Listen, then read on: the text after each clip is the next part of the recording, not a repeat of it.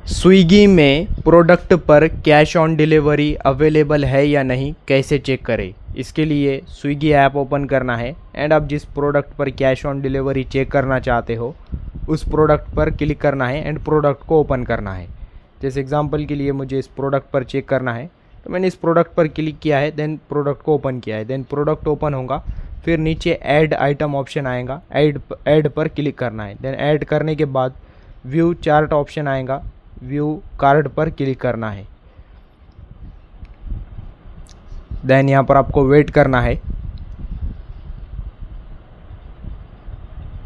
Then wait करने के बाद लेफ़्ट साइड में पे ऑन डिलीवरी ऑप्शन शो होगा। यहाँ पर आपको पे ऑन डिलीवरी ऑप्शन दिखाई दे रहा है तो इसका मतलब उस प्रोडक्ट पर कैश ऑन डिलीवरी, पे ऑन डिलीवरी अवेलेबल है। तो यहाँ पर पे ऑन डिलीवरी ऑप्शन चेक करना है। अगर यहाँ पर दिखा रहा है तो इसका मतलब आप जो प्रोडक्ट ऑर्डर कर रहे हो उस पर कैश ऑन डिलीवरी अवेलेबल है। वीडियो इन्फॉर्मेटिव लगा तो लाइक करना।